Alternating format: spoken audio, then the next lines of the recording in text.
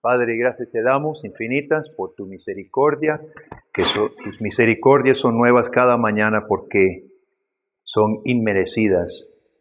Te damos las gracias por esta oportunidad también de estudiar tu palabra juntos, motivarnos, oh Dios, una vez más por tu maravillosa salvación en Cristo y ayúdanos, Señor.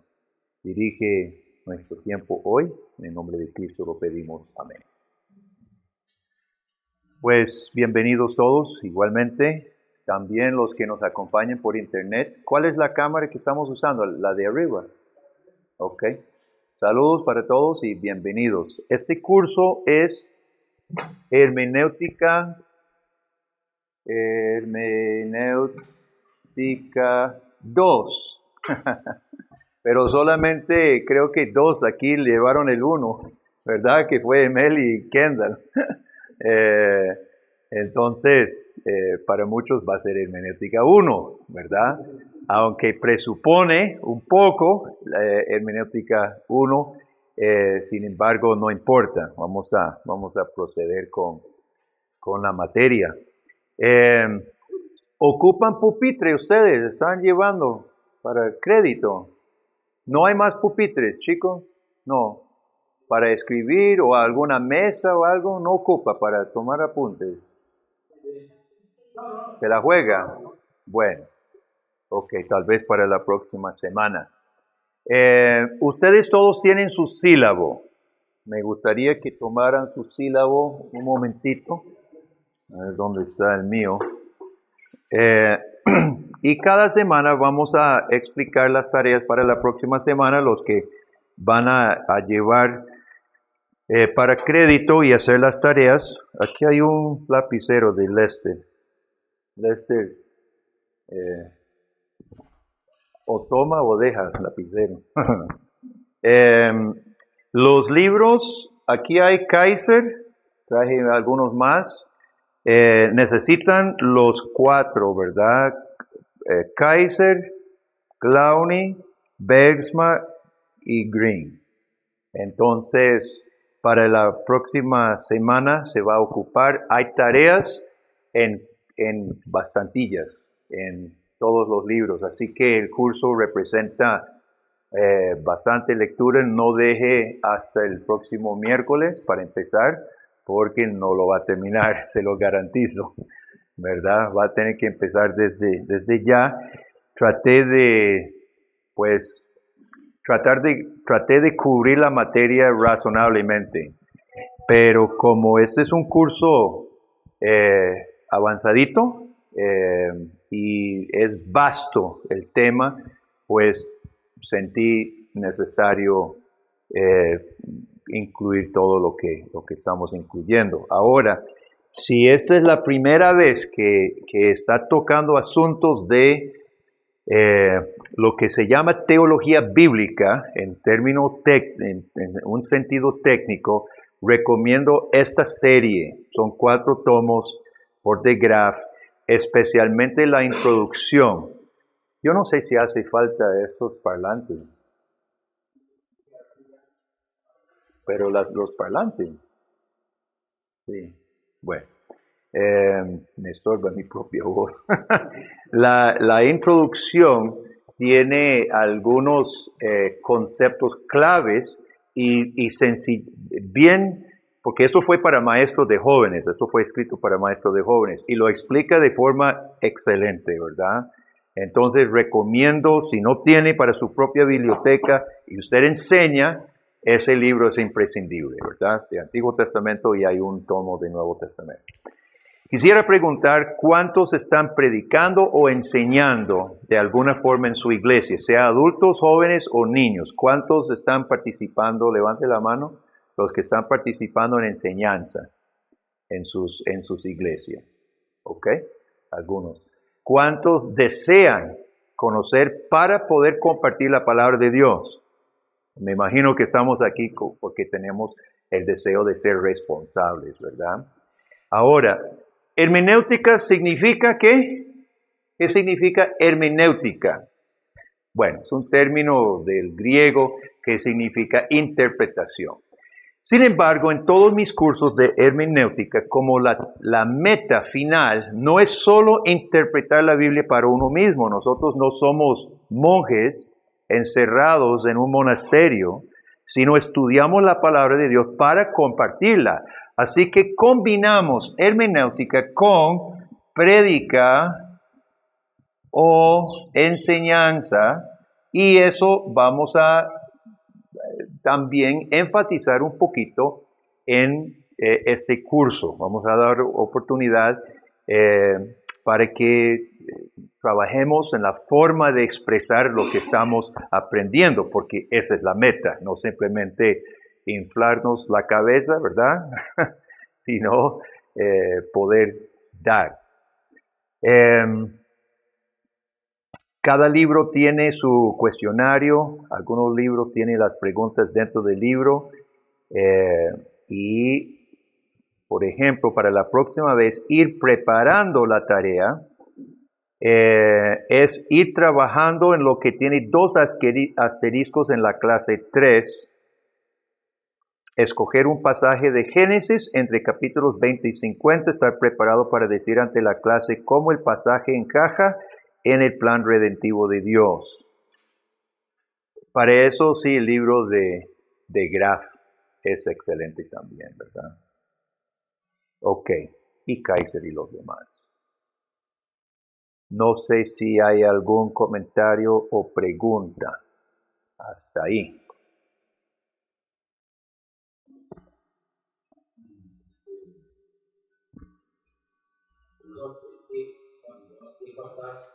Tuve que también dar enseñanzas en la escuela militar sobre el perdón. Yo lo que pude percibir es que más que todo la dinámica o el lenguaje que se usa mucho es dirigido como para un niño o joven y pues sí hay que agarrarse de estas herramientas ahí. Y para eso. Esto es bíblico para los adultos. Claro. Pero sí es bastante útil. Sí. Pero hay que tener presente eso, que el mundo es que fue escrito para jóvenes, de Graf.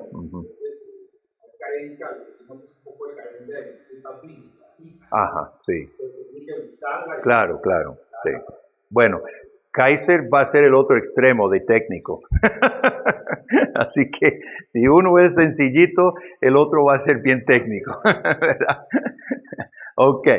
Ahora, como este es un curso de interpretación con metas de prédica, voy a iniciar este curso con mi famoso sermón internacional sobre David y Goliat, de 1 de Samuel 17, si gusta lo ven.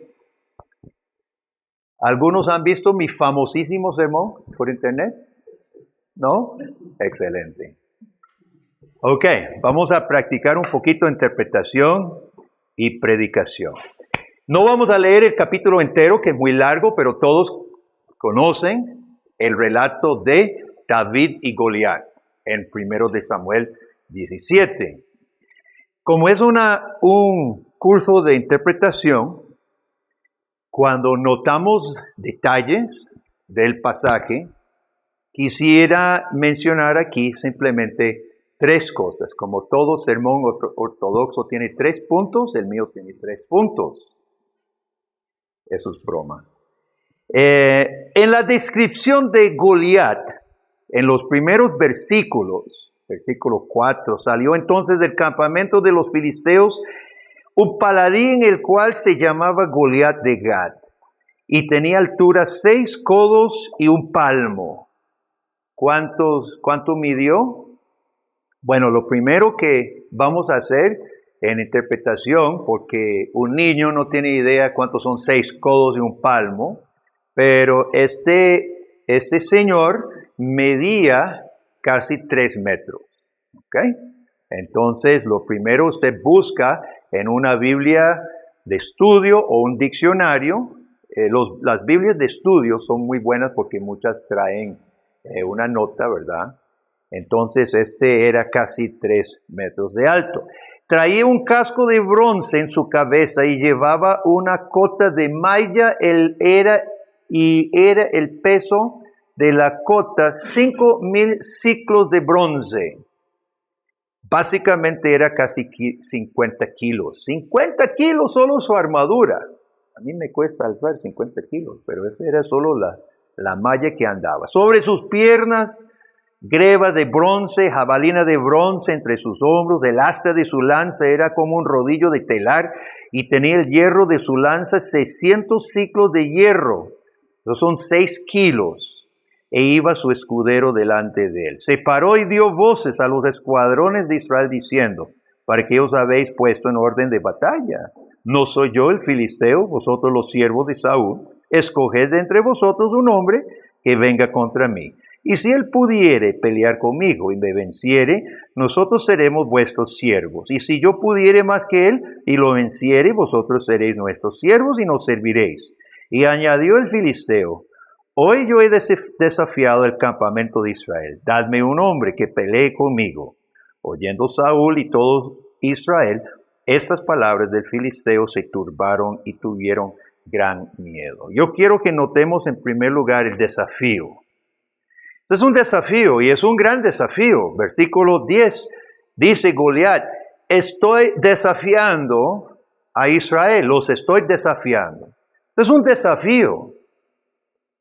Porque la vida está llena de desafíos, ¿no? No solamente desde el tiempo de este pueblo hace miles de años. Usted tiene desafíos, yo tengo desafíos. La iglesia tiene desafíos. Esta lucha era más que simplemente una lucha invisible. Era una lucha física y en todo sentido, psicológica en todo sentido. Notemos el desafío, porque es parte de la vida en esta tierra. Segundo, ¿cómo responde la mayoría? Dice el versículo 11, todos, de Saúl para abajo, del rey para abajo, se turbaron y tuvieron gran miedo. La Biblia de las Américas dice, se acobardaron. Se acobardaron. Usted sabe, tal vez usted se puede imaginar un montón de jóvenes en el campo y una casa abandonada y dice, jale para ver la casa donde dice que es encantada, y se van por la oscuridad todos y si tal vez están llegando a la casa todo oscuro y todo silencioso y se oye tal vez un búho, y uno dice, ¡ay! ¡Ah! Y sale corriendo. ¿Qué pasa con los demás? Es contagioso el miedo. Y se van todos. Cuando aquí dice que todos se turbaron y se acobardaron, sabemos por el resto del relato que ese miedo fue contagioso. Saúl no se enfrentó, le tocaba a Saúl. Pero este miedo se contagió a todos. Se acobardaron. Qué triste, qué duro cuando ante los retos de la vida, ante los desafíos de la vida, los que están cercanos a nosotros se echen para atrás, se acobardan. En lugar de motivarnos, estimularnos, apoyarnos, se achantan, como decimos.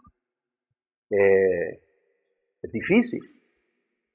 Pero el tercer punto, un señor del campo, se llamaba Isaí, tenía 3 hermanos peleando y manda el pequeño de la familia con un mandado. Lleva panes de cebada, lleva queso a sus hermanos. Y llega y escucha que Goliat sale ese día y desafía a los escuadrones de Israel. Y se queda ese niño, David se llamaba, y le dice a su hermano, pero ¿por qué no va y pelea? Y el hermano dice, ¿qué le pasa? ¿No ve? Mide 3 metros. Vea todo lo que tiene. Esa malla y su jabalina y todo. Dice, ¿qué le pasa? Yo sé para qué viniste. No viniste solo para traer comida. Viniste para vinear, decimos. Viniste para estar espiando lo que estamos haciendo aquí. Vete, volvé a tus ovejas donde debes estar. David, el único con valentía y valor, llega y ¿con qué encuentra? Encuentra crítica, encuentra rechazo. Y sin embargo, y esto es crucial, ¿no? Sin embargo, acepta el reto de aquel gran monstruo contra todas las posibilidades humanas, todas, y vence. Y vence. Mientras otros huían, mientras otros se acobardaban, mientras otros criticaban, con un valor, con furia, con valentía, va y derriba el gigante. Y cae.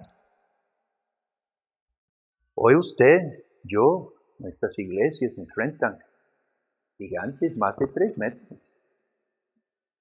¿Y con qué pelearemos?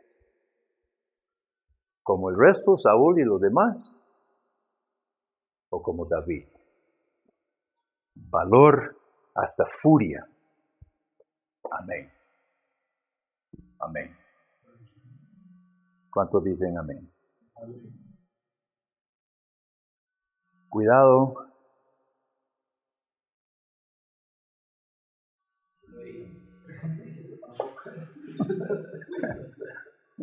Los que no me conocen. Los que no me conocen dijeron amén. Ok, vamos a analizar algo. En este sermón, que, cierto, es famosísimo y buenísimo, desde el punto de vista, no lo que vamos a estudiar en este curso. Fíjese bien, no mencioné el nombre de Dios, no dije Dios ni una sola vez. No mencioné pecado ni una sola vez. No mencioné salvación ni una sola vez, menos Cristo. Prediqué un sermón que cualquier judío, cualquier musulmán, cualquier ateo pudiera haber dicho amén. Porque lo que yo di fueron consejos humanistas. Y ese es el tipo de sermón que está matando la iglesia hoy en día. Es lo que está matando la iglesia. Y por eso no tenemos convertidos en la iglesia, sino humanistas queriendo escuchar mensajes como este, hermano. Ahora, perdónenme, yo soy cruel, soy malo. Ya me conocen, ya saben por dónde va esto. Pero yo hago esto para que nosotros como que choquemos con lo que se predica hoy y a dónde va la palabra de Dios, dónde nos va ahora, a dónde nos va a llevar es mucho más. Esto es fácil, hacer vea, son 3 líneas que yo tengo aquí. Es facilísimo, usted con un poquito de creatividad, usted fabrica este sermón. Lo que nosotros vamos a hacer es mucho más difícil, pero es el Evangelio. Yo quiero que ustedes miren conmigo la directriz general para este curso que está en Lucas 24. En el camino a Emaús, los discípulos, 2 de ellos, iban caminando y Jesús se les presenta. Ellos no lo reconocen. Y les dice que están hablando y ellos dicen, ¡ay! Solo usted sabe lo que no ha pasado, ¿verdad? Entonces, dice Jesucristo, los reprende, porque están todos tristes de que su héroe lo había matado y ellos no creían en la resurrección. Versículo 25. Entonces Él les dijo, oh insensatos y tardos de corazón. Esas palabras son fuertes, hermano, ¿verdad? ¿Qué diríamos nosotros? Insensatos es como muy finillo. ¿Qué diríamos nosotros? Necio, no sea necio, no sea tonto, o insensatos y duros de corazón, cabezones, Jesús les está diciendo, para creer todo lo que los profetas han dicho, ¿no era necesario que el Cristo padeciera estas cosas y entrara en su gloria? Versículo 27. Comenzando desde Moisés. ¿Qué fue el primer libro que escribió Moisés?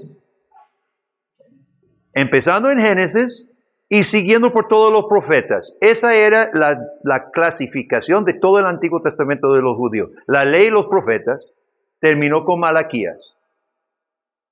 Yo espero que en el cielo los videos celestiales estén disponibles, porque yo quiero, con todo mi alma, yo quiero escuchar este discurso de Jesús. Empezando desde Génesis y terminando con Malaquías, les declara, oiga, vea lo que dice todos. Aquí es repetitivo. ¿Cómo se llama cuando se repite? Redundante. Es redundante. Por todos los profetas le declaraban todas las escrituras, 2 veces, es redundante. Todos los profetas y todas las escrituras, lo que de él decían. Es decir, Jesús los conduce. Ni siquiera hacía falta el Nuevo Testamento para Cristo. Desde Moisés y los profetas, Jesús les decía lo que de él decía. Y les dice, cabezones y duros y necios, porque no habían entendido. Ahora tenemos esto y el resto del Nuevo Testamento para ayudarnos. Y de eso queremos aprender en esta clase, hermanos. ¿Dónde ver a Cristo? ¿Cómo ver a Cristo? Como Jesús mismo presentaba el Evangelio a través del Antiguo Testamento. Él no le hacía falta el Nuevo Testamento. Lo hacía desde el Antiguo Testamento. Bien. Ahora vamos a hacer una pregunta. ¿Qué es la tarea hermenéutica? ¿Qué es hermenéutica y predicación? Las dos cosas juntas. ¿Qué son? En la actividad humana, ¿qué son estas actividades? ¿A qué viene usted? ¿Venimos para hacer qué? No sé si se entiende la pregunta sin dar la respuesta.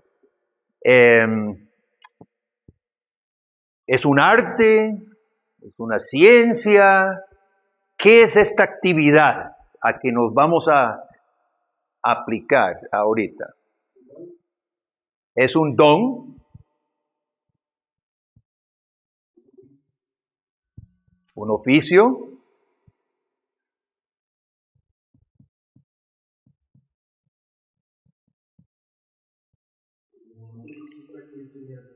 Para mí es una ciencia.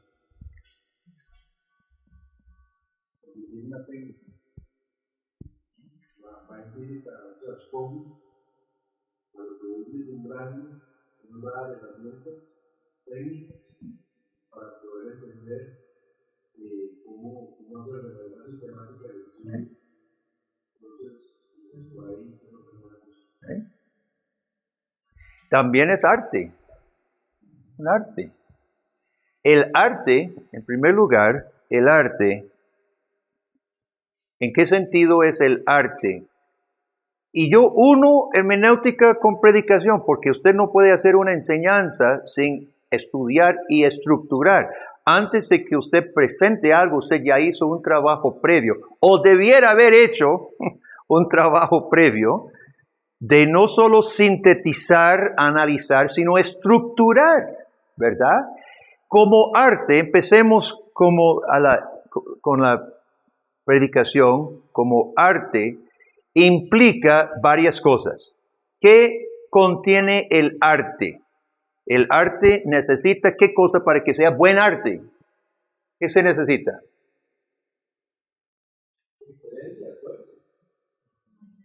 Ok, imaginación. Eso me gusta. Usted sin imaginación es un malísimo artista. Qué lástima, hermanos, tantos predicadores y cuántos maestros no emplean su imaginación para nada. Qué aburridos son sus cursos.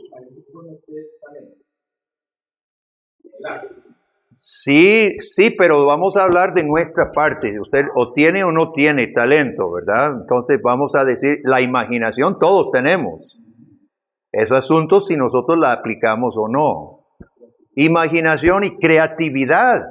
Creatividad. Esto obviamente se puede abusar, ¿verdad? Se puede abusar en la enseñanza, la creatividad, yendo a extremos. Y todos hemos visto eso, ¿verdad? Creatividades locas. Pero algo de creatividad dentro de parámetros serios es imprescindible. ¿Qué más? ¿Qué más en arte? No es buen arte sin ¿qué más?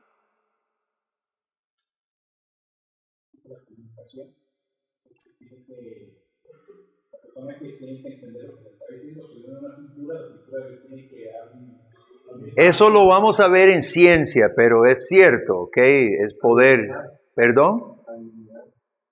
Ok, eso es algo nato.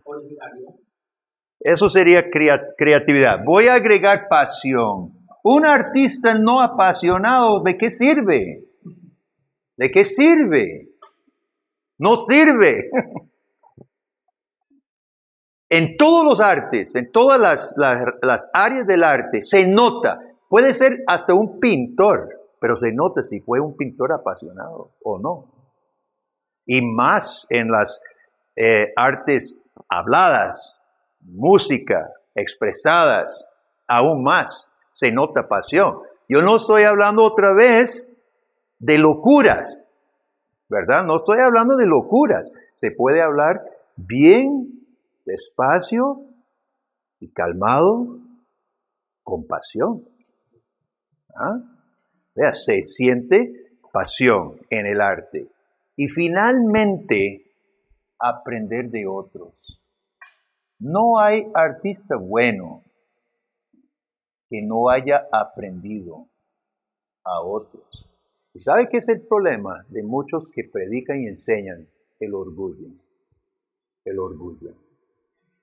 Tengo en mis estantes muchos libros sobre predicación, los he leído. He admirado buenos oradores. No trato de imitar a alguno en específico, pero sí quiero aprender del por qué algunos son más efectivos que otros. Deseo aprender, deseo mejorar siempre. Entonces, hermanos, como arte, lo que estamos haciendo, vamos a hablar imaginación, creatividad, pasión y aprender de otros que han ido delante de nosotros. Ahora, como ciencia, ¿qué implica de que sea ciencia? Creo que el hermano, hay un método, leyes que estructura lo que estamos haciendo.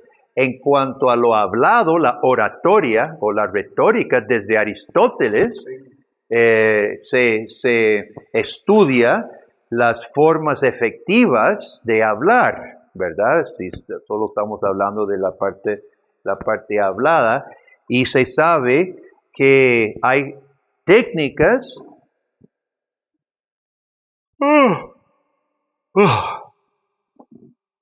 técnicas, algunas son fatales y otras son mejores. Yo sigo dando el curso, pero si yo diera todo el curso así, creo que nadie vuelve. Hay cosas tan elementales como el uso de voz, el ritmo de la ponencia, etcétera, ¿verdad? Que estas cosas han sido estudiadas, han sido plasmadas como ciencias de la comunicación que son aceptadas por los seres humanos porque son ciertas, son parte de nosotros. El uso del cuerpo, la estructura, ¿verdad? La estructura aquí es la estructura, alguien lo mencionó en arte, pero aquí lo metemos en ciencia, la estructuración de lo que vamos a hacer, ¿verdad? Ahora, cuando hablamos de que la hermenéutica es una ciencia, decimos que hay elementos estudiados, descubiertos y aplicados conscientemente. Vamos a decirlo. ¿Qué dije? Estudiados,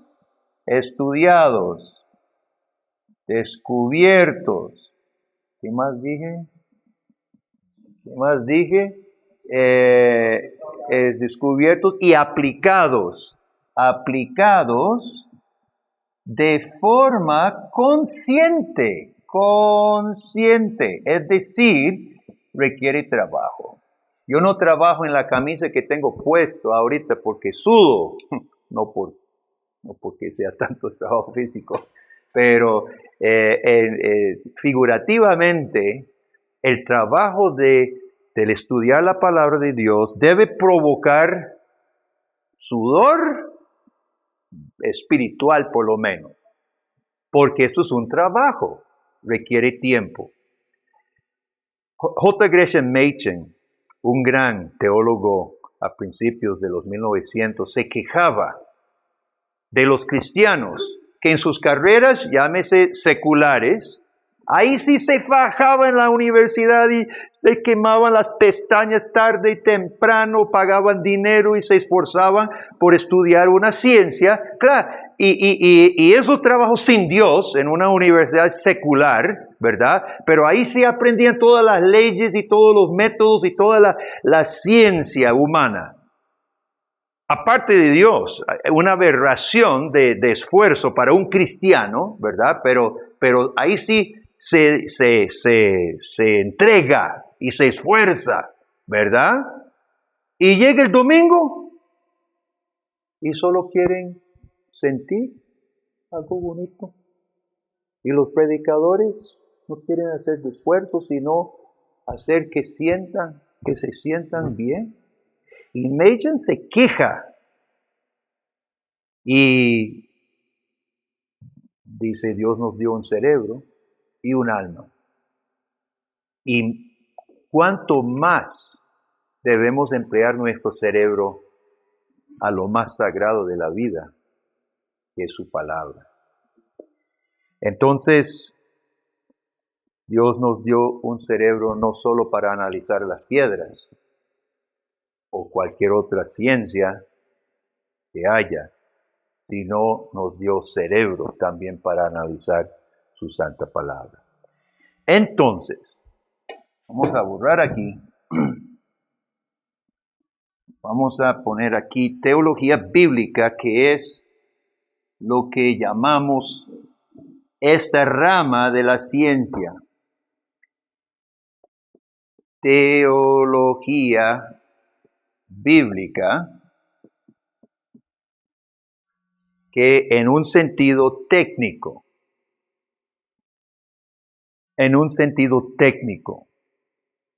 la teología bíblica se presta para ciencia y arte y se acopla de manera sumamente idónea con la predicación como arte, porque la teología bíblica estudia la historia del plan de redención.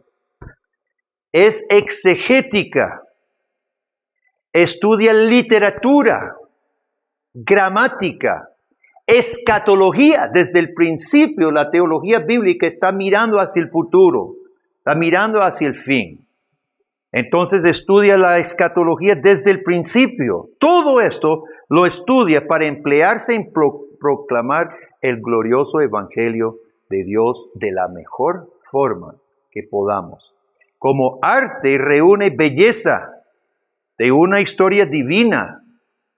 Como arte enfoca el drama histórico y nos ayuda a relatar historias reales de personas reales, sus tristezas, sus fracasos, sus esperanzas y la final victoria de Dios. Es ciencia y arte en su máxima expresión. Yo amo la teología bíblica, es mi forma de predicar Y yo creo que es el fundamento de las otras ramas, como la teología sistemática, etc. Ahora, número 3, primero arte, número 2, ciencia. Número 3, recordemos que nuestra enseñanza es nuestra respuesta a la gracia de Dios. Cuando nosotros enseñamos, lo hacemos primeramente delante de ¿quién? Delante de Dios. Y eso muchas veces se nos escapa.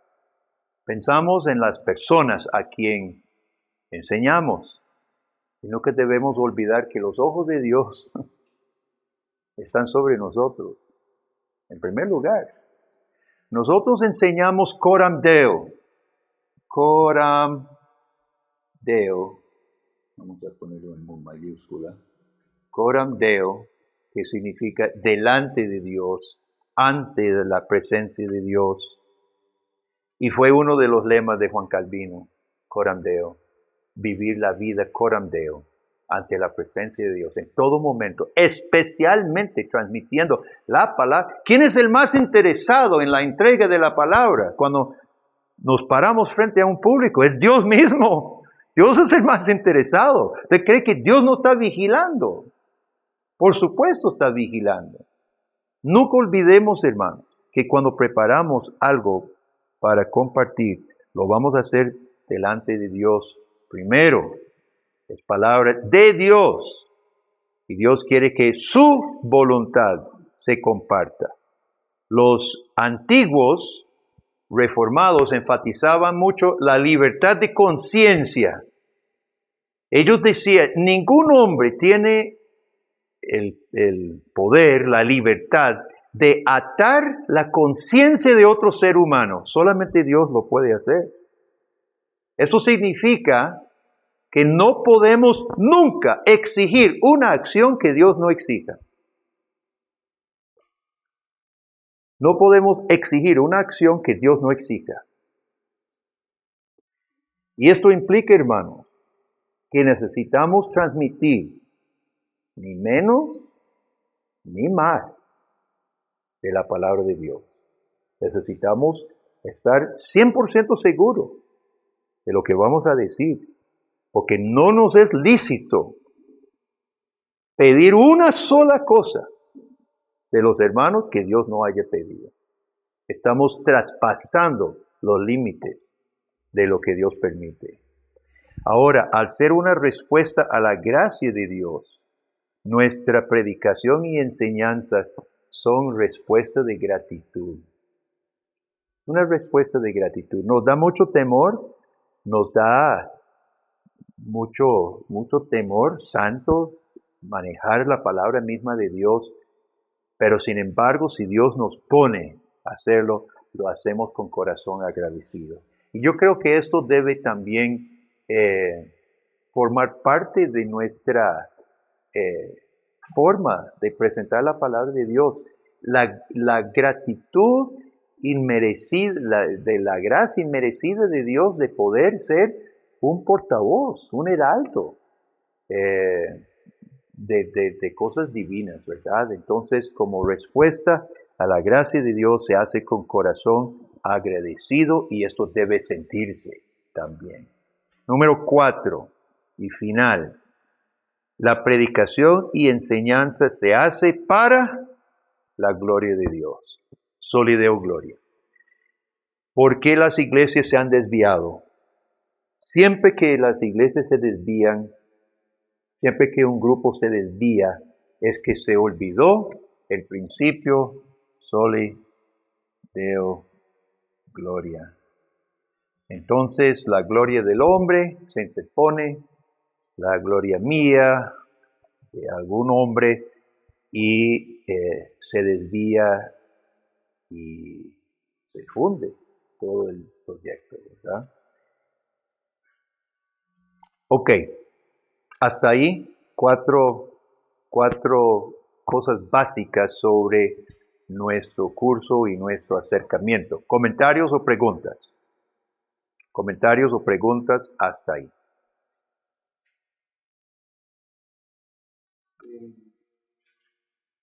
Cuando tengamos que referirnos a la Biblia, usted nos va a pedir alguna traducción en especial, o tenemos que investigar de varias traducciones. Me gustaría que hiciera con varias traducciones. Comparación. La Biblia de las Américas y Reina Valera 1909 son las más literales, ¿verdad?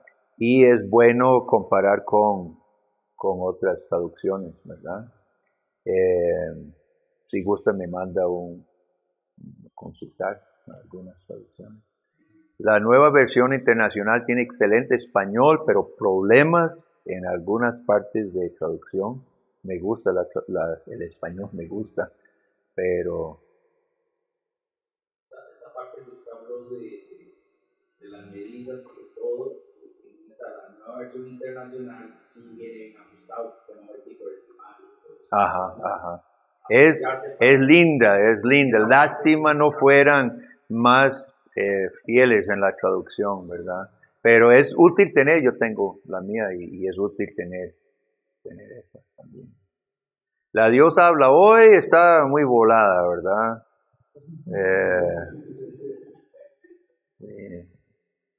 Ok. La Diosa habla hoy fue un trabajo conjunto con la Iglesia Católica, entre Sociedades Bíblicas y la Iglesia Católica. No sé si saben, con esa versión no habría podido tener una reforma, porque en Romanos no traducen, Dios justifica. Ponen herejías como Dios hizo bueno, que es exactamente lo que Pablo no está diciendo cuando dice que justificó, ¿verdad? Abraham, el que no trabajó, lo hizo bueno. Es una cosa terrible esa Biblia. Y con esa Biblia Lutero nunca pudiera haber hecho la reforma. Lester.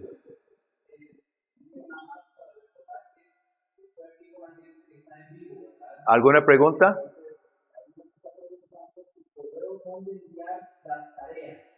Ajá, muy bien. Aquí se ve en esta esquina. clearprint@gmail. Y por favor, escribirlas digitalmente, ¿verdad? Sí. ¿Alguna pregunta más?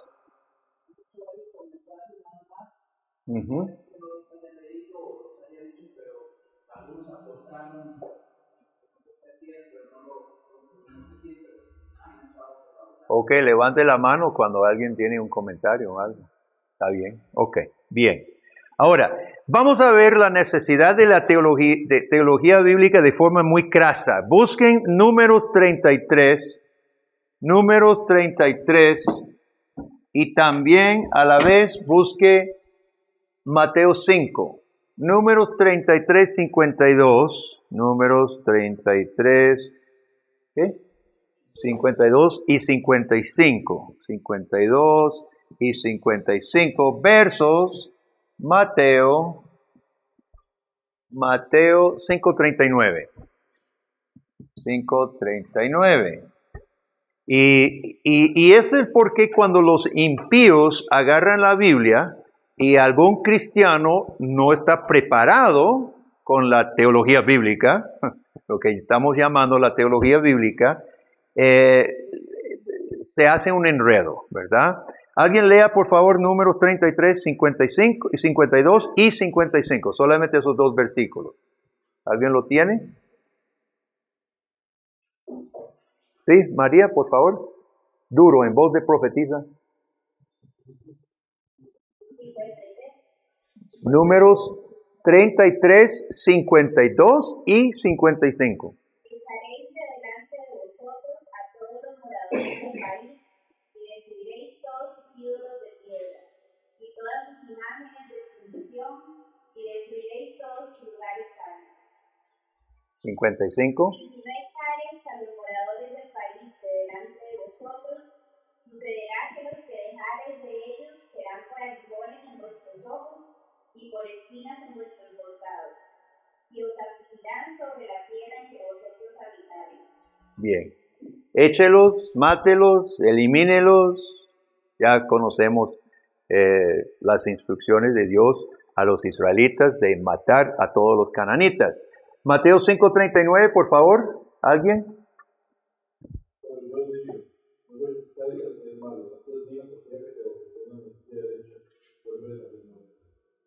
Jesús dice, no resista al malo, de la mejilla más bien.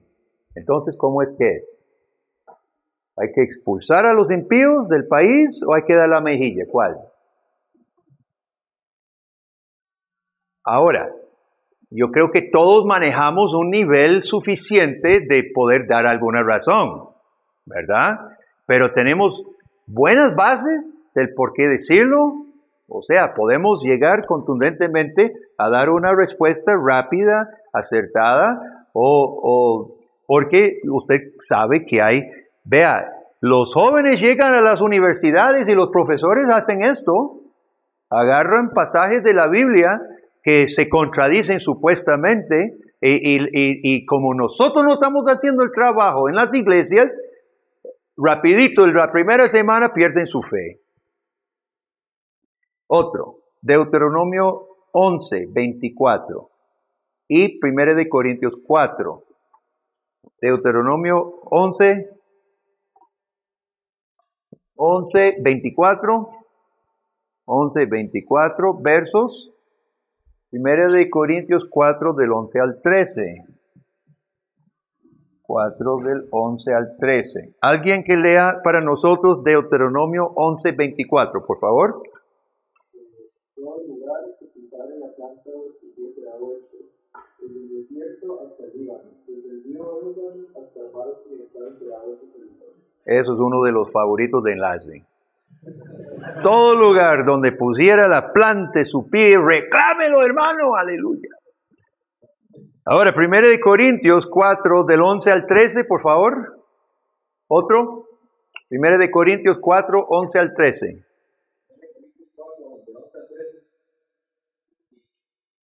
Hasta esta hora padecemos hambre, tenemos sed, estamos desnudos, somos aborreteados, no tenemos morada fija, nos fatigamos trabajando con nuestras propias manos, nos maldicen y bendecimos, padecemos persecución y la soportamos, nos difaman y rogamos. Hemos venido a ser hasta ahora la escoria del mundo y el desecho de todos. Oiga usted, una promesa dice, todo lugar donde pisare la planta de tu pie será suyo. Y después Pablo llega a decir, ya hemos llegado a ser la escoria del mundo, ni donde repostar la cabeza. Entonces, ¿cómo es este asunto, hermanos? ¿Cuál de los dos? Si ni los apóstoles tuvieran, mucho menos nosotros, pero entonces, ¿cómo tomamos la promesa de Deuteronomio? Ahora, yo creo que, ¿quién fue? No fue Jonás, fue alguien aquí en Costa Rica que llegó a decir, sí, al apóstol le faltó fe. Lee esto y la conclusión lógica de su teología es, de sí, le faltó fe. Ahí solo está confesando, derrota. Oiga usted qué horror, ¿verdad? A eso llegamos sin una buena hermenéutica, una buena interpretación de la palabra de Dios. Vamos a dar uno más. Levítico 4, 5. Levítico 4, versículo 5 y versículo 26 y Levítico 6, 7 y 6, 7 versos Hebreos 10, 4. Hebreos 10, 4. Alguien que lea los versículos en Levítico, por favor. 4, versículo 5. Dice, y el sacerdote ungido tomará de la sangre del becerro y la traerá al tabernáculo de reunión. 4:26. No terminaste. ¿Leíste todo el versículo? Espere, entonces. Entonces debe ser 6 también. Vamos a ver. 4, no es 4, 5. Aquí hay un error. Sí, es 4:20. Tengo que ver. Sí. 4:20, por favor. Es el holocausto. Y hará de aquel becerro como hizo con el becerro la expiación. Lo mismo hará de él. Así hará el sacerdote expiación por ellos y obtendrán perdón. Ese es, con la... Y 26. Dice, y quemará toda su grosura sobre el altar, como la grosura del sacrificio de paz. Así el sacerdote hará por él la expiación de su cuerpo, de su pecado, y tendrá perdón. Tendrá perdón. 6:7. Y el sacerdote hará expiación por él delante de Jehová, y obtendrá perdón de cualquiera de todas las cosas en que suele ofender. Ok, una y otra vez en el holocausto, hacen el holocausto, cumplen la ceremonia y obtienen ¿qué cosa? Obtienen perdón. Hebreos 10:4 dice... Porque la sangre de los toros y de los machos cabríos no puede quitar el pecado. Entonces, acabamos de leer de que la sangre del becerro daba quemada, etcétera, daba perdón. Y llegamos a Hebreos, dice que no. Entonces, ¿cómo es que es?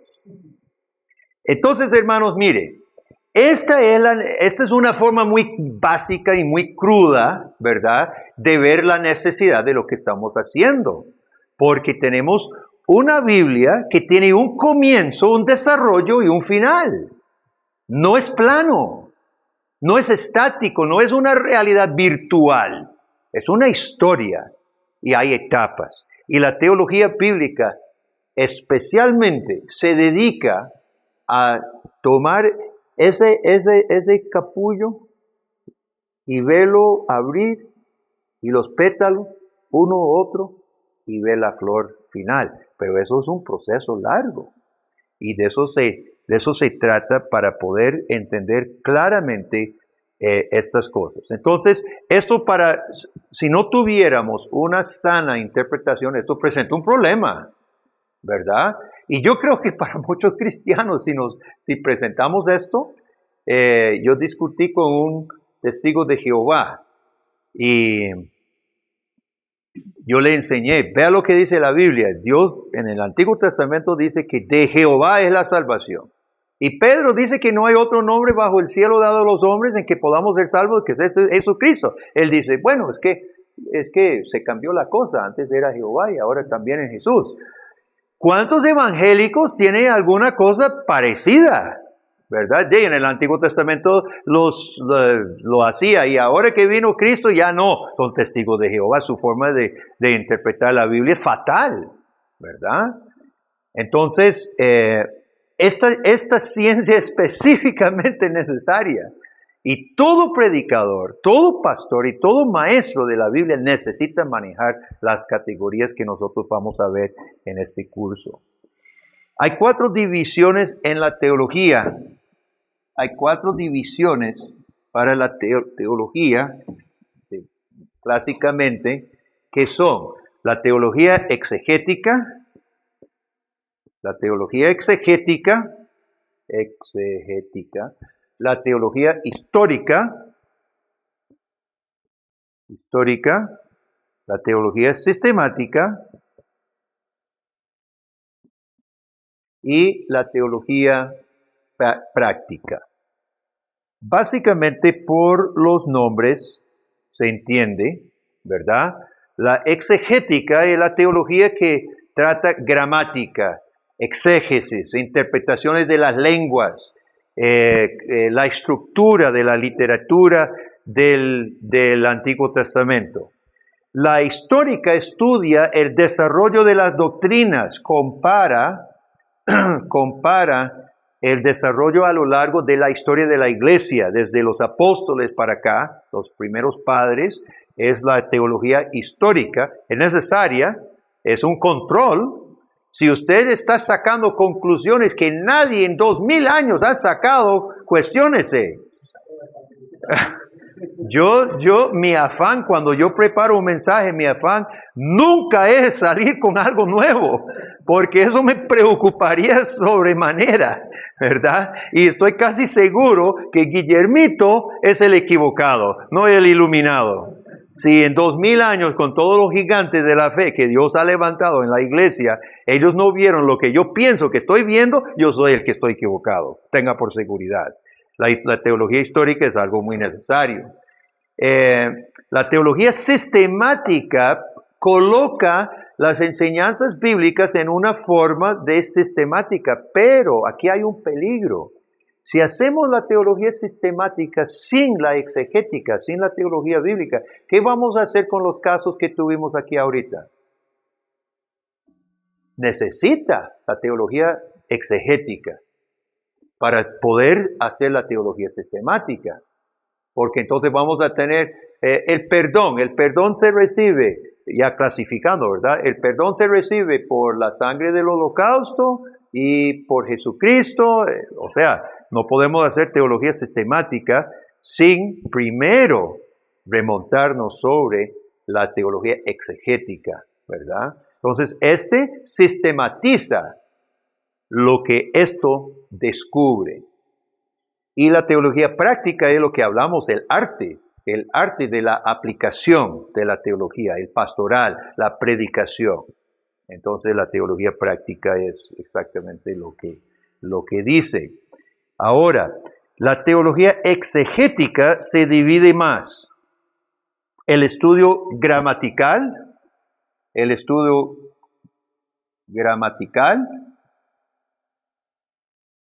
hebreo y griego, arameo, y el desmenuzar los pasajes. Segundo, inquirir en los orígenes de un texto, el autor, el tiempo, el contexto histórico. Entonces, orígenes del texto. Se puede llegar a saber. La arqueología ha ayudado mucho el estudio de la Biblia, porque cuando se hace un descubrimiento arqueológico de Jericó o de otros sitios que menciona la Biblia y se descubren qué pasó ahí, ayuda a nuestro enfoque del testimonio bíblico. Hay otra literatura extracurricular y de eso vamos a hablar posiblemente la próxima semana.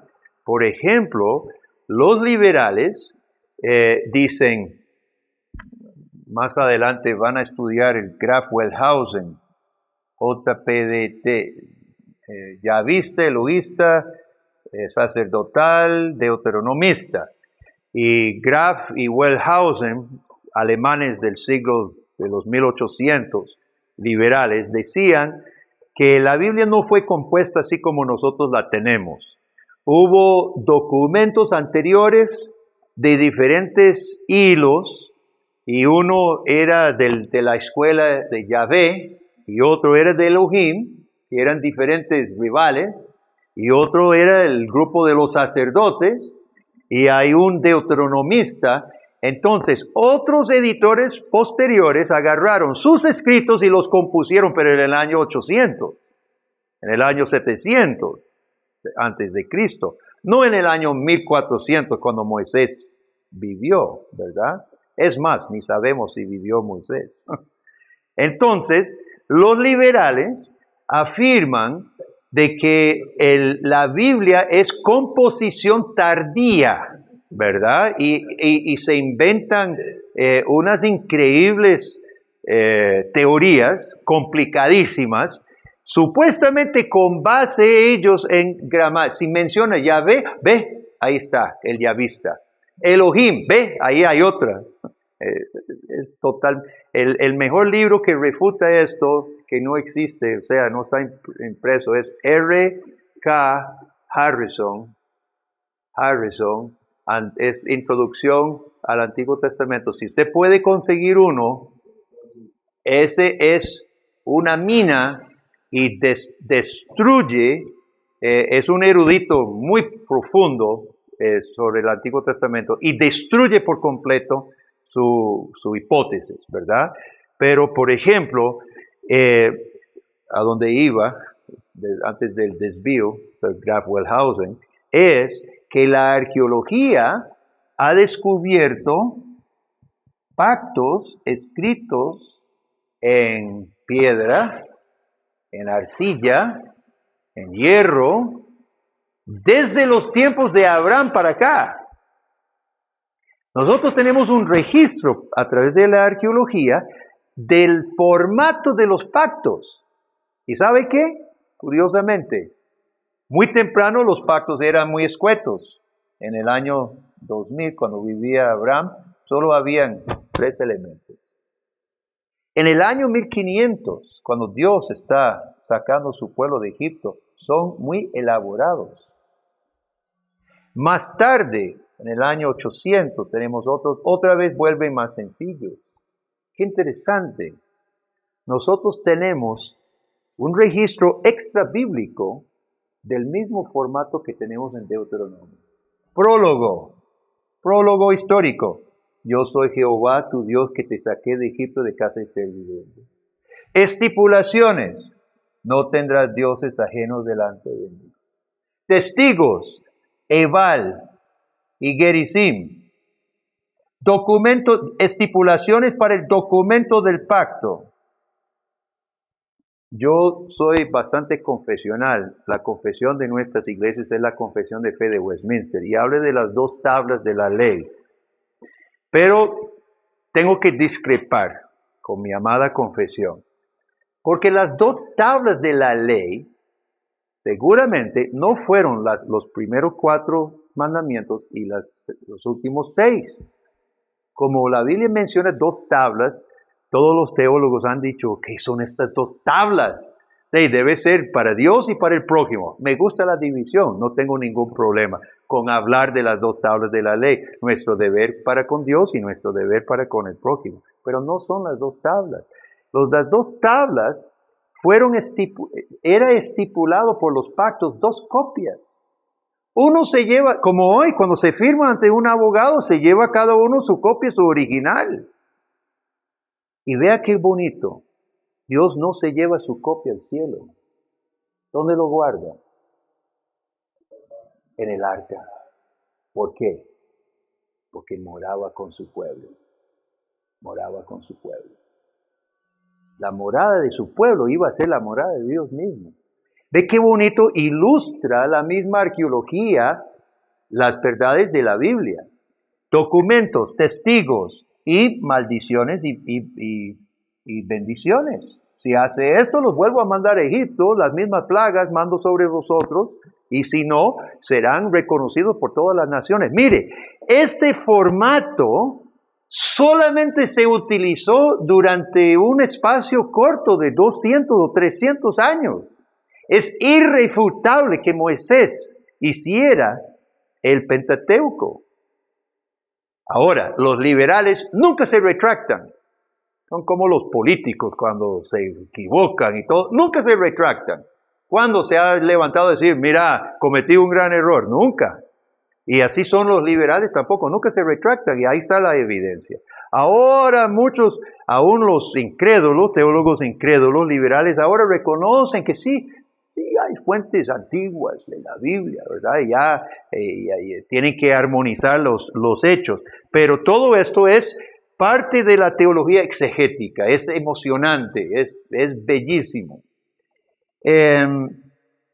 Otra rama de la teología exegética es el estudio de la inclusión de un texto en el canon, ¿verdad? ¿Dónde y por qué se coloca en el canon?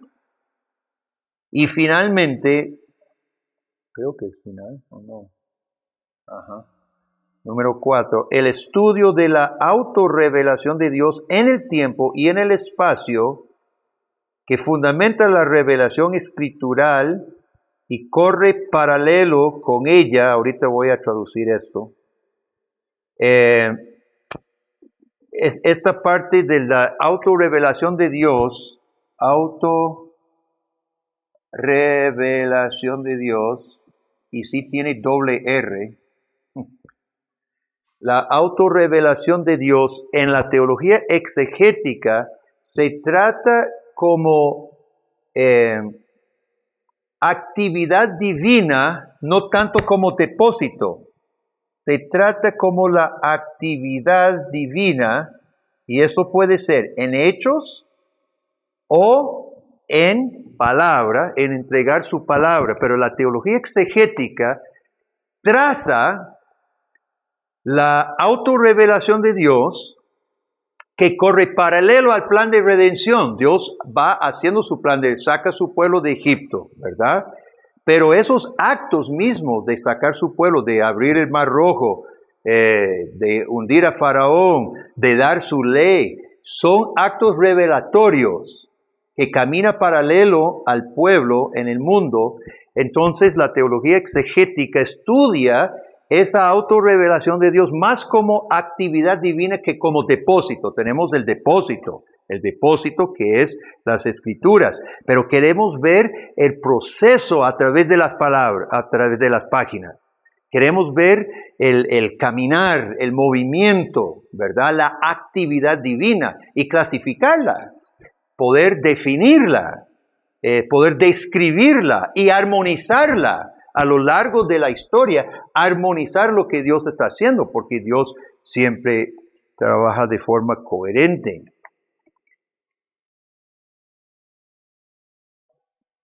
¿Preguntas sobre esto, hermano? ¿Preguntas o comentarios? ¿Algún comentario, Lester? Ok, entonces nuestra tarea va a ser la exegética en relación, ¿verdad?, la teología bíblica, en relación a la exegética. Ahora bien, nosotros veremos, pero vamos a dar por sentado para este curso, que la revelación de Dios es coherente y estructurada. Es coherente y estructurada. Qué lástima, hermanos, en el mundo cristiano hoy, que ha invadido tanto el misticismo. ¿Qué es la esencia del misticismo? El misticismo tira por la borda, echa, ¿verdad?, a la basura historia. El misticismo no tiene ningún aprecio por la historia, porque no necesita. El misticismo es hoy, en este momento, yo con Dios, en mi experiencia mística. Y el misticismo ha invadido tanto a la iglesia evangélica en Costa Rica. Yo tengo 33 años de pastorear en Costa Rica. Desde 1999 estamos imprimiendo libros. Nadie compra libros en Costa Rica. Bueno, hasta ahora tal vez. Los pastores no compran libros, no leen, porque piensan que no necesitan leer. No necesita, ellos tratan cada domingo. Yo me acuerdo que asistí a una conferencia por un pastor pentecostal, estaba lleno. Yo estaba porque otro iba a hablar, no estaba por él, pero él dijo, creo que estaba dando la introducción. Entonces llega y dice, hermanos, yo cuando llego el domingo, yo no sé lo que va a pasar, porque el Espíritu Santo es libre. Yo llego nada más a la expectativa. Y volví al que estaba a la par, le digo, qué miedo. No sabe lo que va a pasar. Y si decide no llegar el Espíritu Santo, ¿es el demonio que llega?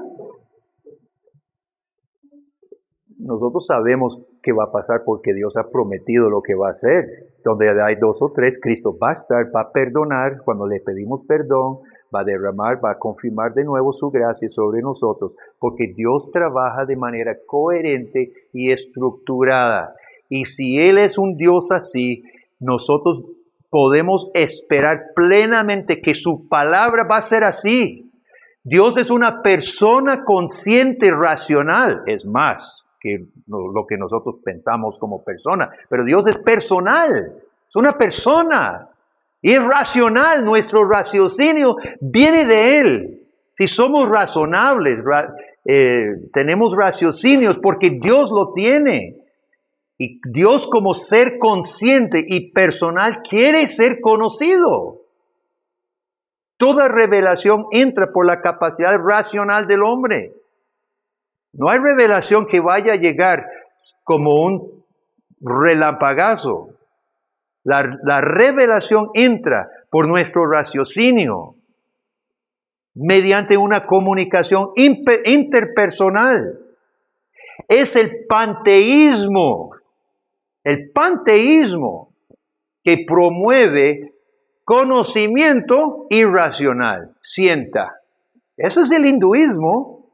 Ponga la mente en blanco y usted va a saber. Ellos utilizan sabiduría, pero no es ningún saber.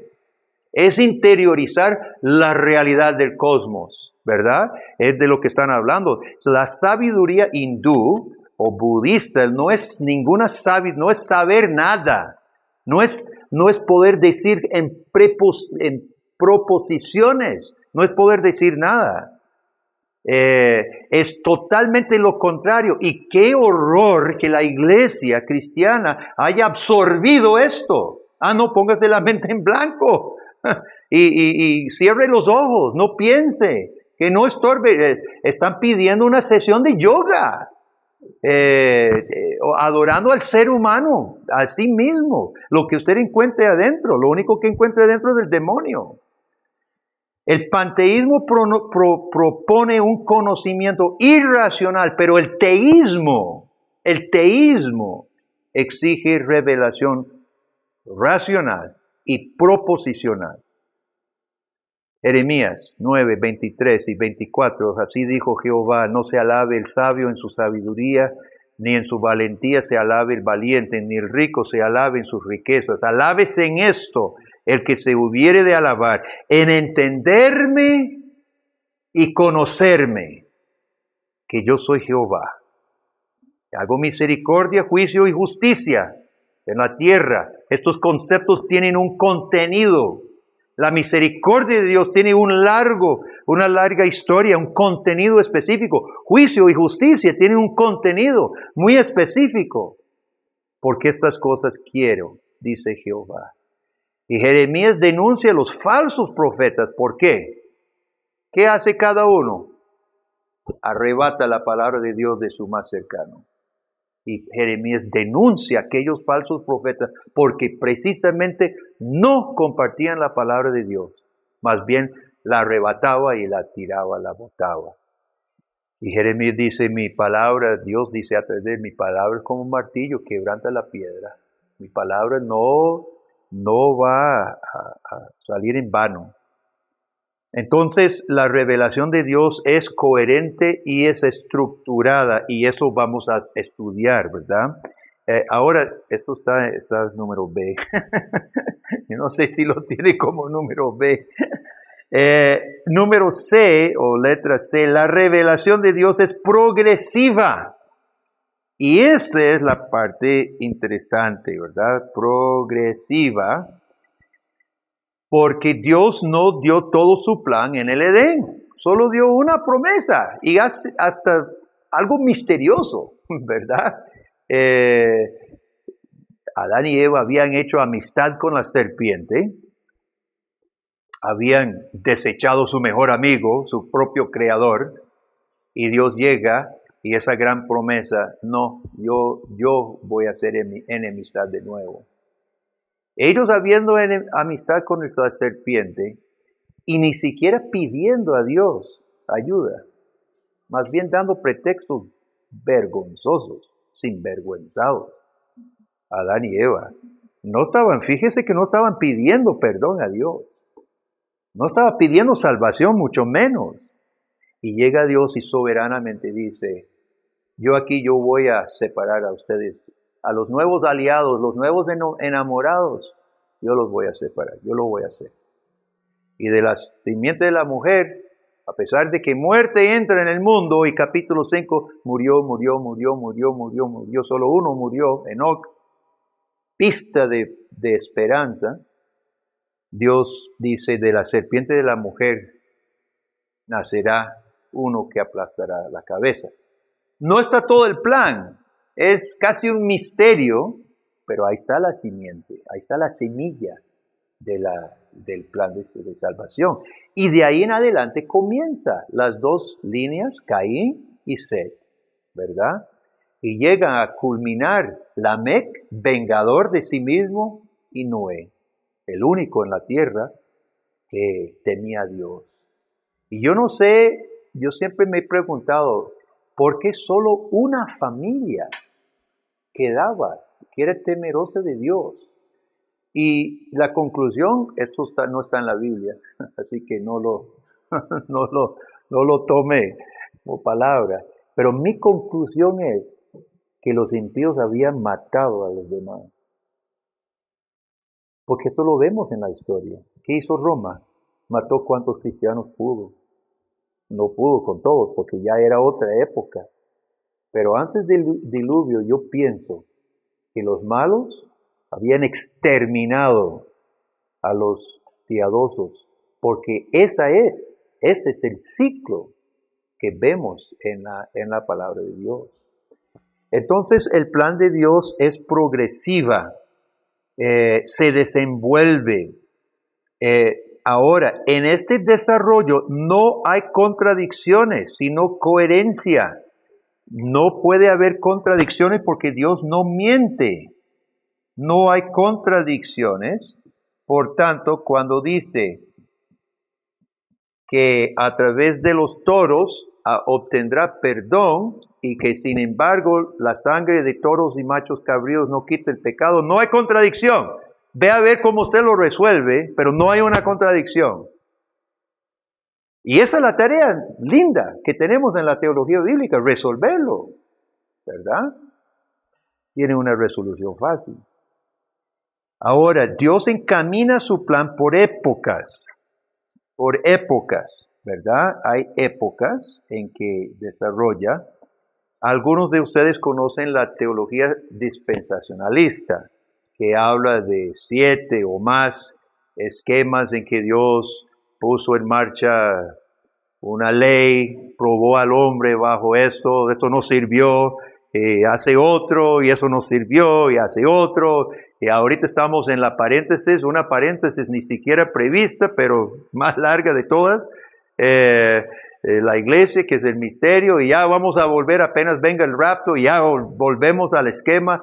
Algunos conocen el dispensacionalismo. Cuando hablamos de épocas, no estamos hablando del dispensacionalismo, carece por completo de fundamento bíblico. Pero sí hay épocas tipificadas o marcadas por eventos berit. ¿Qué significa berit? Eventos berit. Pactos. Berit es pacto. Son eventos pactuales que marcan las épocas del desarrollo de la salvación.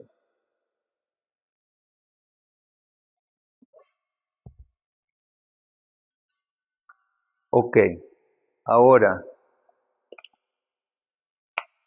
usos prácticos. Usos prácticos de la teología bíblica.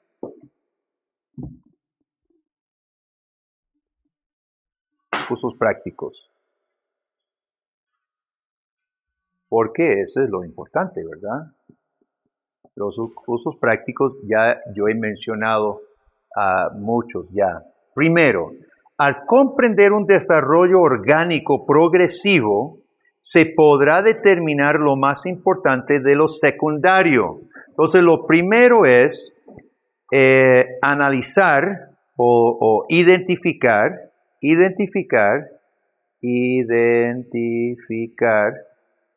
lo secundario, ¿verdad?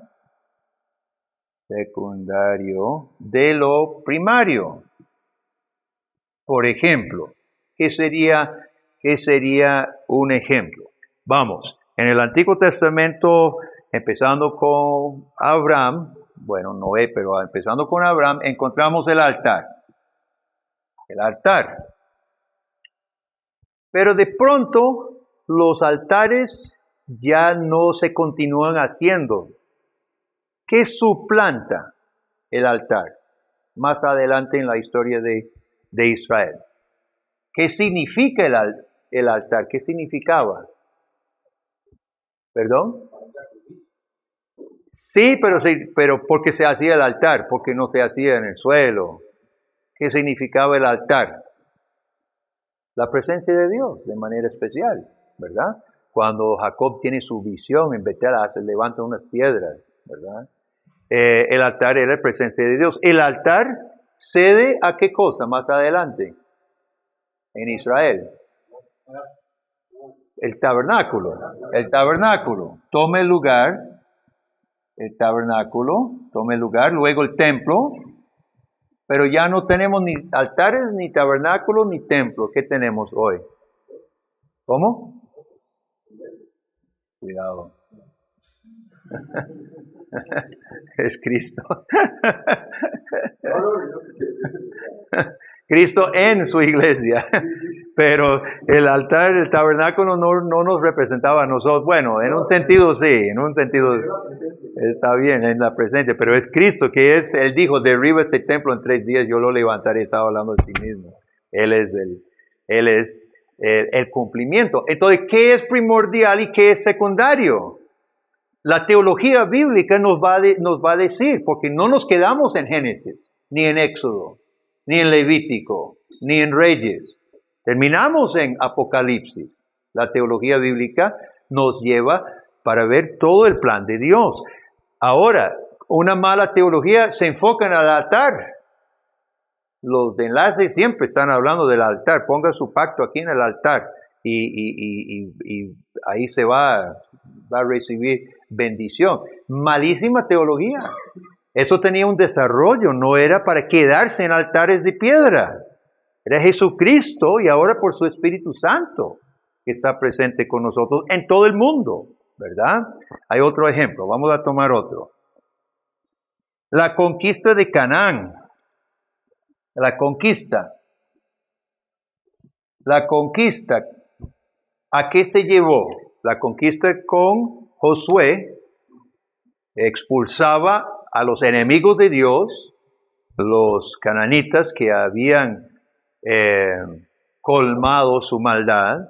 Dios los juzga y provee un espacio para su pueblo. Unos años después, ahí está Israel otra vez afligido. No tienen control de su propia... Oiga, ni herrero tenían en Israel para afilar el machete, tenía que ir a los... ¿Quién? Filisteos. ¿Qué ejército iban a tener? Si ni herreros tenían en Israel, tenía que ir a los filisteos. Eran mucho más avanzados. Eran griegos que habían venido de Fenicia, de Grecia. Su civilización era 1000 veces superior a estos regueros de campesinos que se achantaron, no siguieron desarrollando su cultura, y ni herreros tenía, y para su asadón y para sus herramientas tenía que ir a los filisteos. Entonces, ¿qué pasa? Viene David, echa a los filisteos y supera la conquista de Josué, porque hubo paz en todo lado y estableció el reino que Salomón después toma y es el clímax del tiempo de Israel, en David y Salomón. Entonces, pero eso no fue el final tampoco. Nosotros no estamos en Jerusalén. ¿A qué lleva? A la derrota de Satanás de Cristo. Cristo y derrota de Satanás. Entonces nosotros no vamos a estar, lo secundario es lo primero, es realmente lo secundario, ¿verdad? Porque lo primario es a donde va y esto le va a ayudar en su preparación de sermones un montón, porque cuando se predica el Antiguo Testamento, no nos quedamos en lo secundario.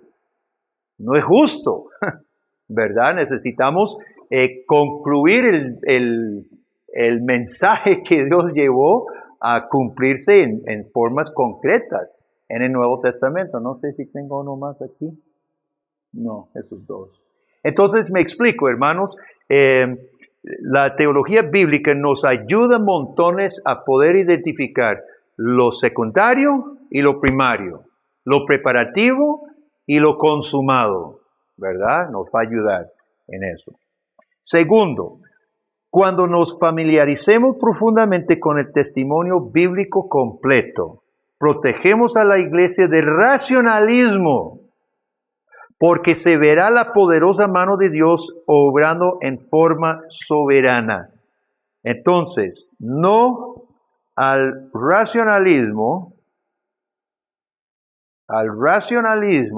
que ha entrado a la iglesia demasiadas veces,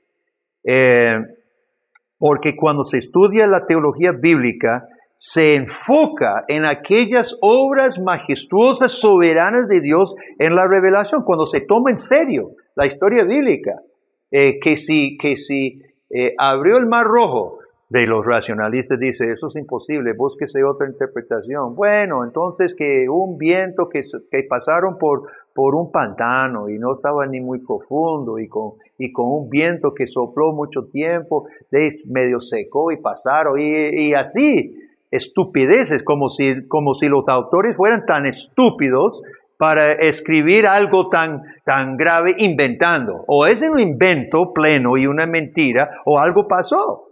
No tratemos de verdad, de acomodar los hechos de formas necias. Cuando estudiamos la teología bíblica, estudiamos las obras soberanas de Dios y nos va a guardar del racionalismo. Ahora, el racionalismo tiene varios rostros: pelagianismo, el liberalismo teológico, el arminianismo. Todos ellos hacen que el hombre sea el protagonista de la historia, como mi sermón herético. Y yo les estoy preparando en contra de los herejes. Todo el racionalismo, arminianismo, pelagianismo, liberalismo, hace que el hombre sea el protagonista de la historia, por lo menos en parte, y no se va a enfocar en las obras de Dios.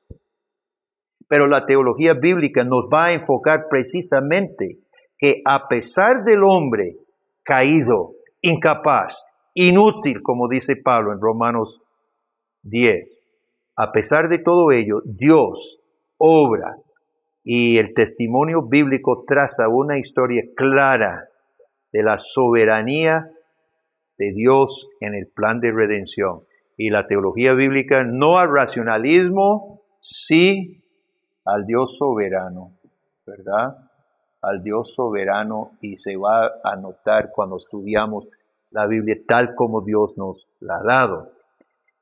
En tercer lugar, se infunde nueva vida en nuestra vida devocional y también en la predicación, porque la teología bíblica exige desarrollar historias, nueva vida en vida personal y nuestra enseñanza y nuestra predicación.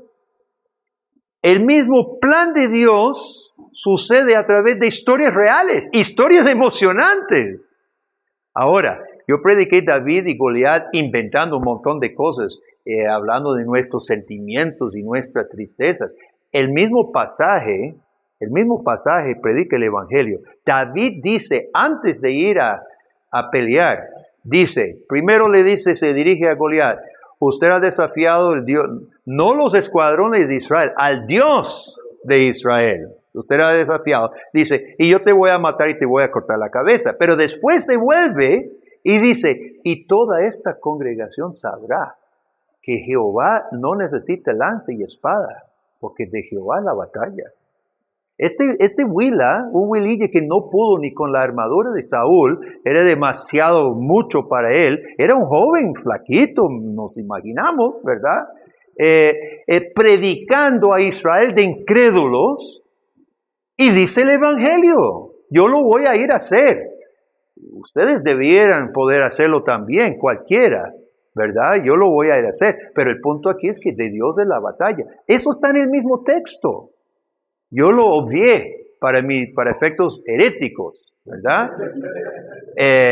Pero una teología bíblica lo notaría, lo primero que lo notaría, y desarrolla el resto alrededor de lo que Dios va a hacer, porque de Jehová es la batalla. Eso es un tema a través de todas las escrituras. De Jehová es la salvación. ¿Cuántas veces lo dice? De Jehová es la salvación, ¿verdad? Es la esencia del Evangelio. Entonces, hermanos, mire, al estudiar esto se infunde nueva vida a nosotros mismos. La lectura bíblica, comenzamos a ver esas muestras vivas de la soberanía de Dios, y solamente si usted no es creyente, solamente si usted no tiene el Espíritu Santo, no le vaya a afectar, porque si usted tiene el Espíritu Santo es imposible que usted medite lo que el Dios del cielo ha hecho en este mundo realmente y usted no se emocione. Es imposible, a mi parecer, ¿verdad? Entonces, la teología bíblica ayuda a recuperar el drama de la redención, porque la Biblia sobre todo es un libro de historias emocionantes y reales. 4.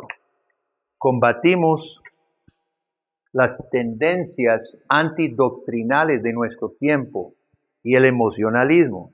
Está en versos, tendencias antidoctrinales. ¿Verdad? Todos escuchamos, no, la doctrina es mala, la doctrina divide, es Cristo que nos unifica. La letra mata, ¿verdad?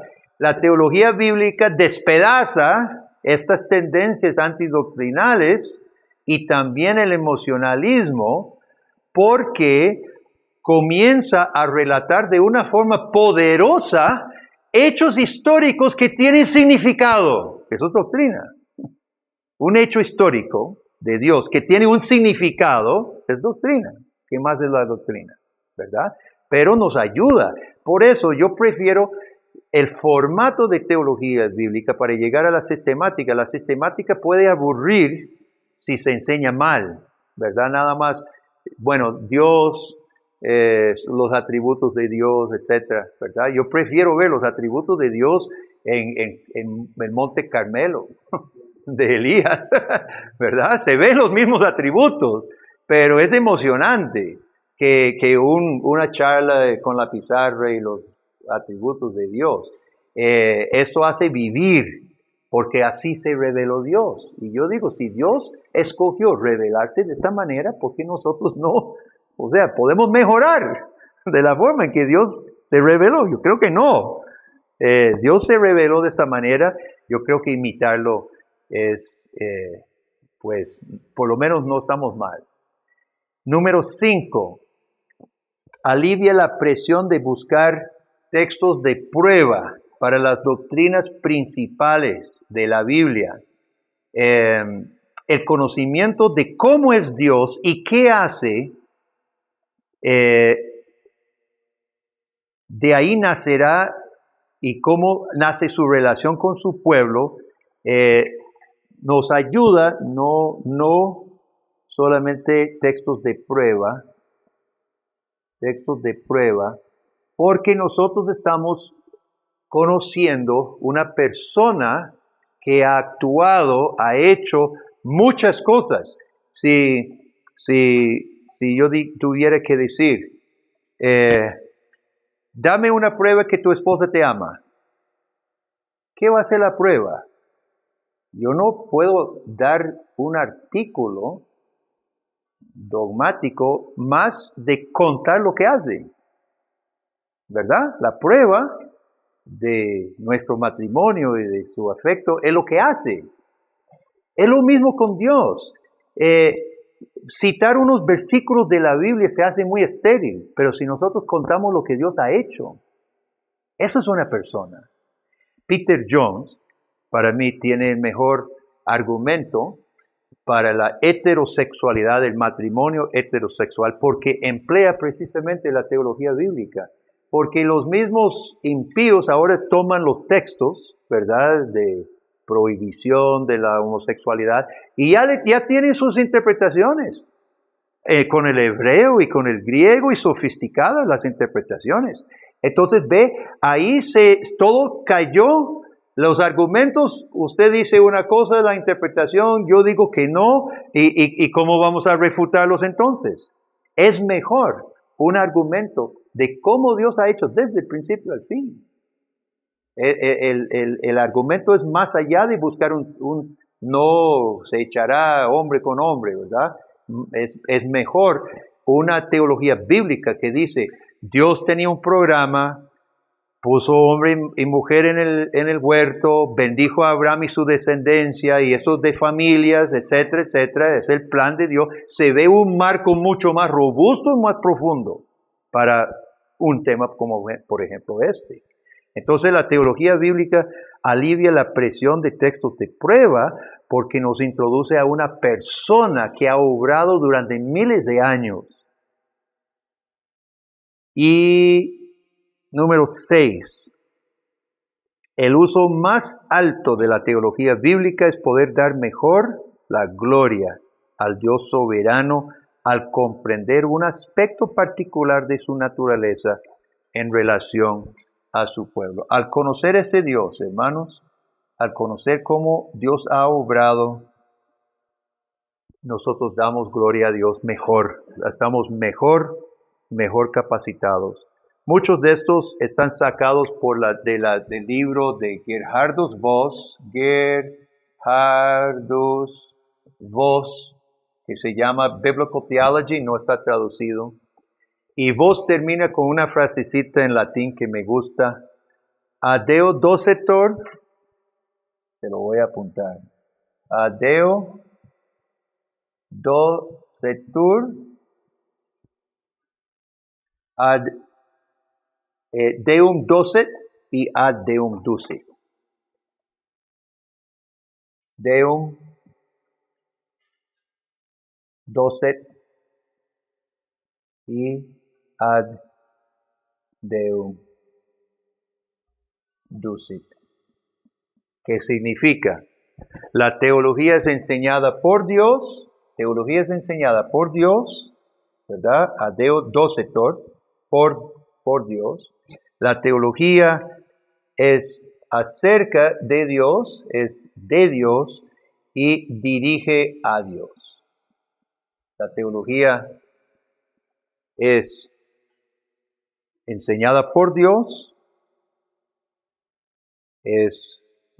enseña acerca de Dios y dirija a Dios. Diga.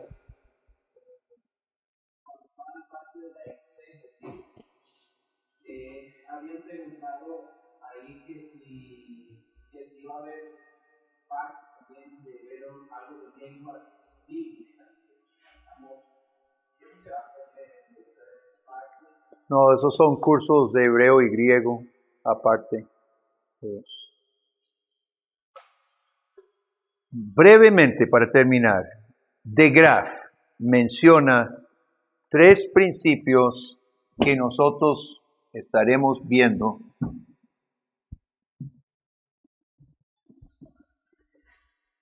que la teología bíblica utiliza.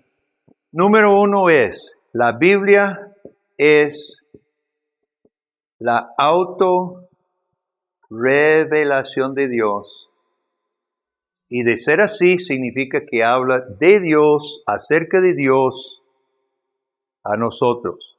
Esto es contra los liberales versus Schleiermacher, por ejemplo, que hablaba de la fe como Gefühl, sentimiento, Bultmann, mitología religiosa, Barth, revelación existencial. Nosotros desechamos los liberales en afirmar que la Biblia es la autorrevelación de Dios. Todos los demás liberales definen la Biblia como ¿qué? Para ellos, ¿qué es la Biblia? ¿Es qué?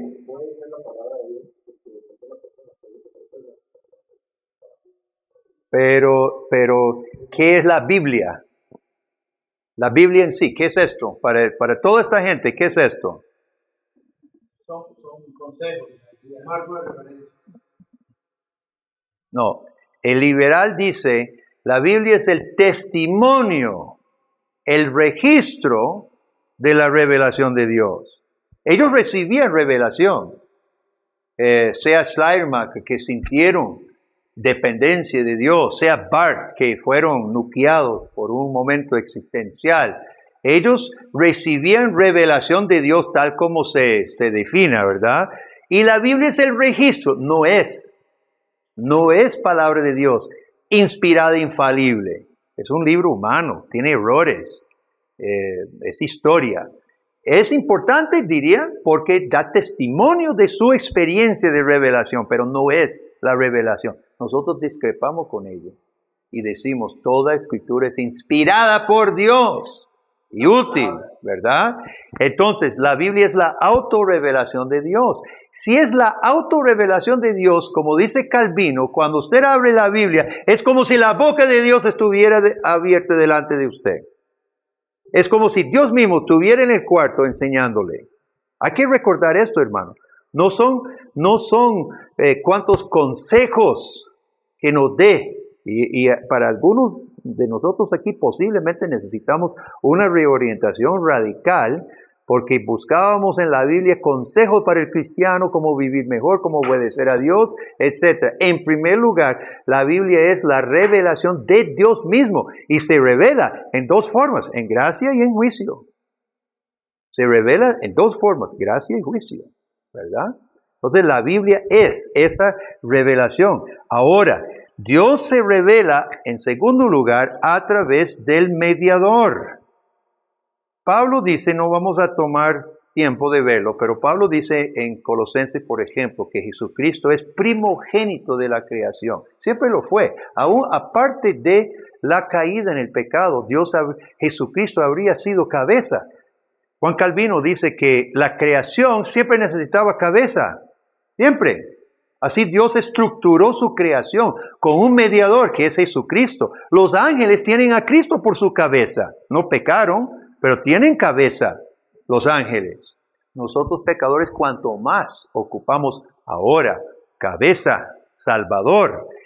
Si la estructura del universo está estructurado con una cabeza, ¿usted no cree que esa cabeza se va a manifestar en las páginas de las Escrituras todas? Ese es el desafío para nosotros en este curso. Empezar a ver aquel primogénito de la creación desde el principio, porque ahí está. Dígale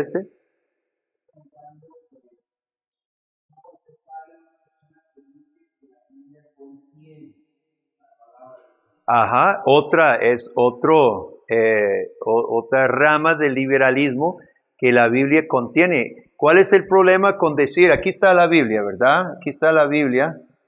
Y la Biblia contiene, esta es la verdadera palabra de Dios, pero no toda la Biblia, porque tiene datos históricos equivocados, tiene contradicciones como libro humano, pero sí dentro de la Biblia podemos encontrar la palabra de Dios. ¿Cuál es el problema? El problema más grave para esa posición. Es fácil, es un problema de lógica. No. ¿Sí? ¿Quién define el límite de esto? Ese es el punto. Usted lo define o yo lo defino. O el otro lo define. Esto no tiene futuro bajo ningún. Pero es común decir que la Biblia no es, pero sí contiene la palabra de Dios. Sin embargo, entonces nos deja en qué? En manos de los eruditos que nos digan, eso sí conviene a estos profesores que justifican sus salarios y sus universidades diciéndonos a nosotros cuál es la palabra de Dios. Eso es prepotente, eso es totalmente arrogante. Se sirven a ellos mismos los que inventan estas teorías y no son dignas de tomarse en serio. O es la palabra de Dios o no lo es. uno o lo otro. Y si no es, aquí estamos perdiendo el tiempo, ¿verdad? Y si es, vale la pena todo nuestro esfuerzo y nuestro empeño. Entonces, el desafío es ver al mediador. Y en tercer lugar, Dios se revela a través de pacto.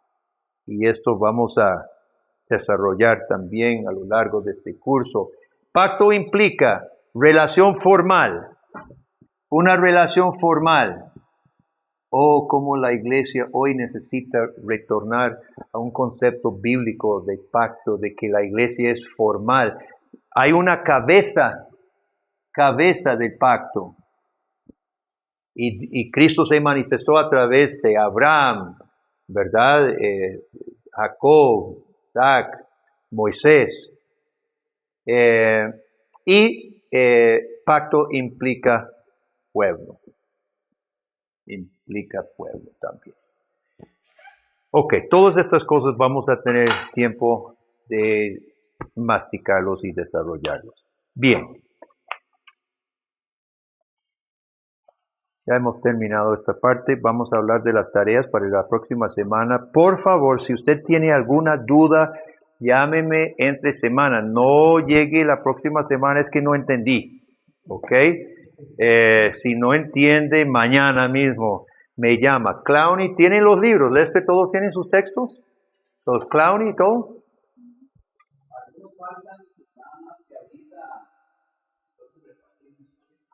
Ok, en su sílabo, por ejemplo, dice las preguntas sobre capítulo 1 de Clowney. Aquí está la hoja de Clowney, ¿verdad? Clowney. Página 1. Ahí están. Por favor, hágalo en otra hoja, en máquina, y para entregarlo. Lo vamos a ver en clase, pero no es para que usted cambie su respuesta, sino en todos mis cursos me gusta que sean cursos de trabajo juntos, porque en última instancia no es si pasa o se queda, es que aprendamos. Para mí la nota es muy secundaria, ¿verdad? Lo importante es que nos esforcemos y que aprendamos. Entonces, yo voy a escoger de todas las preguntas que hagamos, voy a escoger algunos y los vamos a discutir aquí en clase. Bergsma, está en la página, ¿qué?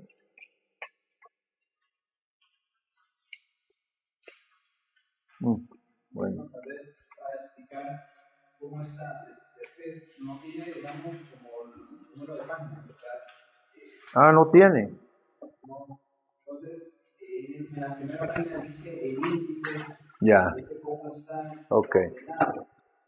Ya. Entonces, cada sección termina y comienza. Lástima, no pusimos la página. El número de páginas, pero los pasos que están. Aquí está Bergsma, ¿verdad? Todos están aquí, están en su sílabo. Dice, preguntas sobre Bergsma Redención. Entonces, ahí están las preguntas indicadas, ¿verdad? Sobre introducción y capítulo 1. Green es mi libro sobre principios claves. Y Kaiser. Ahora, Kaiser es un libro técnico y posiblemente no entienden mucho en el primer capítulo. Más adelante se suaviza un poco porque él entra de una forma introductoria citando un montón de alemanes, etc. Yo no tengo preguntas sobre todo el capítulo, simplemente sobre la crisis de la teología bíblica que pasó a principios del siglo pasado. Él habla de la crisis. Él va a mencionar un montón de nombres, no se enrede con nombres desconocidos. Nada más saque el punto principal, ¿verdad?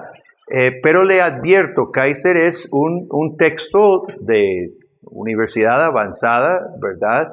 Un texto técnico que presupone conocimiento de JPD y otras cosas, ¿verdad? Que uno haya leído bastante en esta.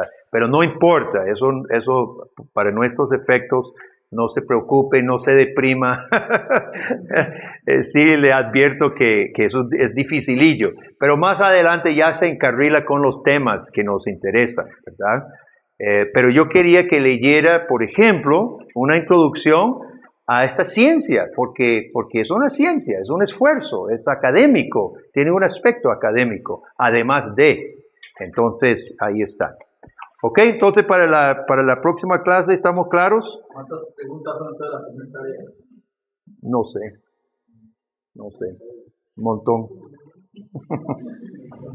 Y como final debería escoger un pasaje de Génesis e ir trabajando en eso también. Entre capítulos 20 y 50 estar preparado para decir ante la clase cómo encaja ese pasaje en el plan redentivo de Dios.